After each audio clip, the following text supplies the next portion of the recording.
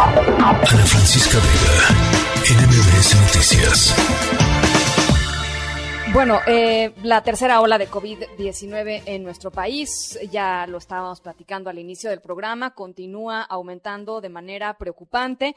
En las últimas 24 horas se registraron 12,420 nuevos contagios, 400 menos, poquito menos que los registrados ayer, y 273 personas muertas. Es una de las cifras más altas desde el 6 de febrero pasado, cuando se reportaron 13,209 casos. A nadie le cabe ni la menor duda de que hay lugares y estados particularmente preocupantes.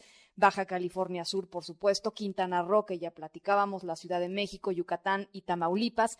Y estamos en espera, básicamente, de que las autoridades federales hagan una revisión y una modificación a la forma en cómo se valora pues la pandemia en cada estado, es decir, la semaforización de los protocolos de los semáforos epidemiológicos. Dijeron que se iban a tardar una semana más, por lo pronto dejaron, por ejemplo, a la Ciudad de México en el mismo color, en color amarillo, y así hicieron también con algunos otros estados, que los números dirían otra cosa. Para platicar sobre ello está con nosotros en la línea el doctor Alejandro Cano, analista de datos independiente, doctor en Ingeniería Ambiental por el Instituto Tecnológico de Massachusetts. Como siempre, me da muchísimo gusto platicar contigo, Alejandro. Mucho gusto platicar contigo también. ¿Qué tal, Ana Francisca? A ver, pues el tema es ese, ¿no? Los datos ahí están. Los datos nos dirían, por ejemplo, que Ciudad de México, Quintana Roo, Yucatán, Tamaulipas y otros estados tendrían que estar en naranja, Baja California Sur tendría que estar en rojo, pero no se mueven los semáforos. Sí, vamos, el semáforo con el que estamos operando esta semana es un semáforo que se determinó hace un mes, con datos que hace un mes ya tenían 2 semanas de antigüedad, y que además, conforme al lineamiento vigente hace un mes, a muchos de los semáforos, a muchos de los estados les dieron un empujoncito para darles un color menor al que realmente les correspondía según el lineamiento. Uh-huh. Ahora, ¿tenemos alguna idea de por qué se mantienen así? O sea, el argumento es, estamos esperando las modificaciones. No sabemos cuáles vayan a ser las modificaciones, pero más allá, en términos de control epidemiológico, pues no hace ningún sentido esperar a que cambien la forma en cómo se valoran, ¿no?, los casos.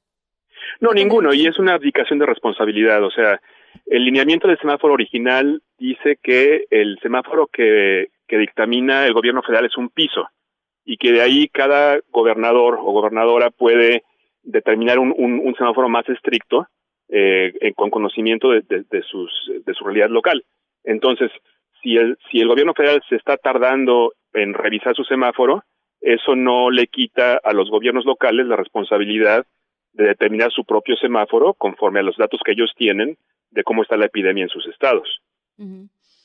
Platiquemos un poquito, Alejandro. Justo estábamos platicando hace rato con el presidente de la Asociación de Hoteleros de la Riviera Maya y de Cancún, en donde me parecía pues muy claro, y hemos platicado con distintos tomadores de decisiones en algunos de los centros turísticos más importantes. Ellos están en la lógica de ni le muevan, ¿no? Que venga quien quiera venir, que se contagie quien se tenga que contagiar. Vamos a establecer los protocolos y algunos hoteleros responsables, restauranteros responsables los cumplirán, otros no. Y que sea literalmente pues lo que vaya a suceder, ¿no? Un poco dejándolo a la deriva. También por parte de la iniciativa privada tendría que haber una responsabilidad mucho mayor, ¿no, Alejandro? Me parece una miopía. O sea, yo creo que esta idea de no exigir a las autoridades que, por ejemplo, le pidan una prueba negativa a un viajero antes de subirse a un avión a Cancún o a Los Cabos, pensando que eso les va a quitar clientes, pues al final está siendo contraproducente, ¿no? Porque a lo mejor por no filtrar al 5 o 10% de los viajeros que hubieran tenido una prueba positiva, permitieron que llegaran a sus estados estas variantes mucho más peligrosas y que ahora se están propagando sin control. Entonces yo creo que ahí pensaron que a lo mejor les favorecía que México fuera uno de los pocos destinos del mundo que no pedía una prueba negativa a ningún turista antes de subirse a un avión, creo que ahora están viviendo las consecuencias de esa terrible decisión. Sí.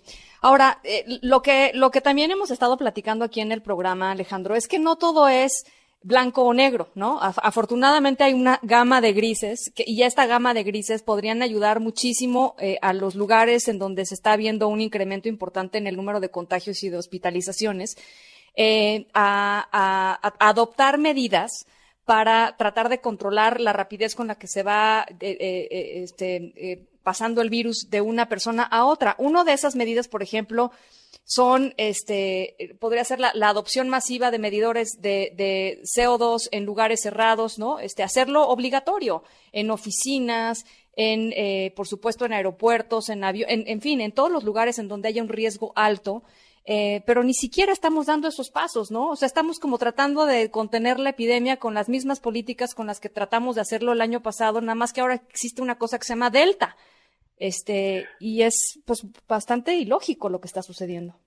Sí, están apostándole a que la vacunación va a ser suficiente y que lo único que hace falta es vacunar más, pero ni siquiera poniéndose las pilas para vacunar mucho más rápido. Yo los veo un poco complacidos con el ritmo de vacunación que tienen en este momento, porque con este ritmo de vacunación sí va a ser posible llegar a la meta del 31 de octubre de tener a la mayoría de los adultos con al menos una dosis. Pero no me parece que eso sea una meta lo suficientemente ambiciosa. Sabemos por los datos del Reino Unido, por ejemplo, que para realmente tener inmunidad contra la variante Delta, se necesita tener el esquema completo de 2 dosis. Sí. Entonces, llegar al 31 de octubre con un montón de personas con una sola dosis es muy irresponsable. O sea, sí, está poniendo además en riesgo el regreso a clases. Uh-huh. El tema de los medidores, sí, yo sé que es para ti una cruzada casi personal. Platícanos para que la gente sepa qué es un medidor de CO2, cómo se utiliza, por qué tendríamos que estar exigiendo a nuestros empleadores, a los funcionarios públicos, a los que están tomando las decisiones, que se tomen muy en serio, más allá del tapete sanitizante que no sirve para nada, el asunto de los medidores de CO2. Sí, lo que sabemos hoy que no sabíamos al principio de la epidemia es que la forma principal de contagiarnos es respirar pequeñas partículas respiratorias que tienen el virus dentro y que están flotando en el aire. Y que como son muy pequeñas, si las respiramos llegan a lo más profundo de los pulmones y ahí nos infectan y ahí empieza la enfermedad grave. Entonces, sería ideal no tener medidores de CO2, sino tener medidores de aerosoles respiratorios con virus dentro. Pero pues esos aparatos desafortunadamente no existen. Y no los podemos comprar. Lo que sí podemos comprar son estos medidores de CO2, que lo que están midiendo básicamente es qué porcentaje del aire en un lugar ya fue respirado por otras personas, ya estuvo en los pulmones de otra persona. Claro. O sea, el aire exterior, el aire fresco, tiene 400 partes por millón de CO2, y el aire que nosotros exhalamos tiene alrededor de 40,000. O sea, nuestro metabolismo, respiramos oxígeno, exhalamos dióxido de carbono. Entonces, si yo mido el CO2 en un restaurante, por ejemplo, y veo una lectura muy cerca de 400, quiere decir que la mayor parte de ese aire es aire fresco. Pero en cambio, si tengo una medida muy alta, quiere decir que ese aire ya estuvo respirado, y que si en ese lugar una persona está infectada, es muy probable que junto con su CO2 yo esté respirando también sus partículas con virus. Claro, entonces, claro, es una medida imperfecta, pero es lo mejor es lo único que tenemos accesible, que nos dice que tan bien ventilado está en un lugar, y sobre todo también para el comercio y los restaurantes, es una manera objetiva de fijar aforos. O sea, sí, porque si un lugar puede tener 30% de aforo, 40% de aforo, realmente depende de su arquitectura, de su ventilación, claro, y de qué también el aire está circulando.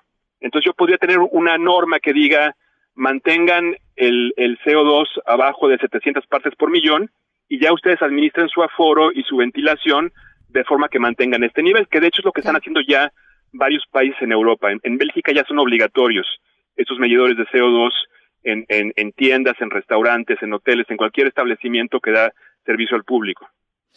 Además, los medidores son relativamente baratos y accesibles, ¿no? O sea, no es un tema...